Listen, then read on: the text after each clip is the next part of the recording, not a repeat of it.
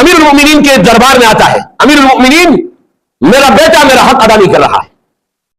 والدین کے حق کے متعلق آپ لوگوں نے سنا ہوگا، رضا الرب فی رضا الوالد، اگر آپ نے رب کو راضی کرنا ہے تو والد کو راضی کر لو، تب جا کر رب راضی ہوگا.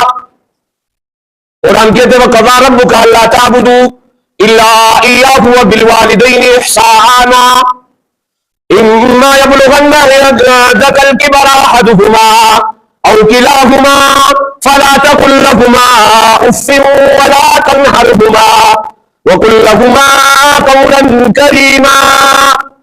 اللہ جل جلالہ اپنے عبادت کے بعد اللہ رب العزت نے حکم صادر فرمایا، وَقَضَىٰ فیصلہ کر لیا، اللہ تعبدو کہ آپ عبادت نہیں کرو گے، الا ایاہ مگر صرف ایک رب کی عبادت کرو گے.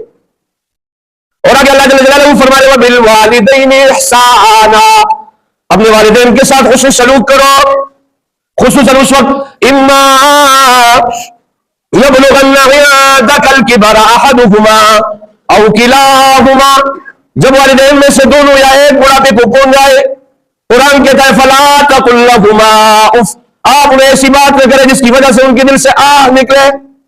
فلا تقل لہما اف ولا تنہرہما، قرآن کہتے ہیں انہیں جھڑکیے نہیں، انہیں غصہ مت کیجیے. وقل لہما قولا کریما، نرم لہجے میں ان سے بات کیجیے. واخفض لہما جناح الذل، ان کے لیے اپنے کندھوں کو جھکائیے. وَقُلْ رَبِّ ارْحَمْهُمَا كَمَا رَبَّيَانِي صَغِيرًا، ان کے لیے اللہ رب العزت سے دعا مانگیے، یا اللہ ان پر رحم کیجیے، جس طریقے سے انہوں نے بچپن میں میری پرورش کی ہے، بچپن میں انہوں نے میرے اوپر رحم کیا ہے، اسی طریقے سے یا اللہ ان پر رحم کیجیے. یہ والدین کا حق ہے. عزیز ساتھیو، اسلام کہتا ہے اگر آپ 4 چیزوں کو دیکھنا ہے ثواب ہے. نمبر 1 بیت اللہ کو دیکھنا عین عبادت ہے، اور اپنے والد کے چہرے کو دیکھنا عین ثواب ہے. اگر مسکرا کر دیکھو گے، حدیث میں آتا ہے آپ کو اللہ جل جلالہ مقبول حج عمرے کا ثواب عطا فرمائے گا. لیکن اگر والد کو آپ نے اور سینٹر میں جمع کرایا، یہ حج عمرہ کہاں سے ملے گا؟ لیکن اس بیٹے کی تربیت اس کے مطابق کرنی ہے، اس کو یہ حدیث پڑھانا ہے، یہ قرآن کی آیات پڑھانی ہے.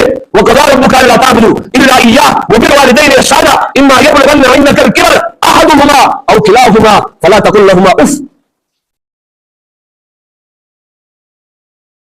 وَلَا تَنْهَرْهُمَا وَقُل لَّهُمَا قَوْلًا كَرِيمًا.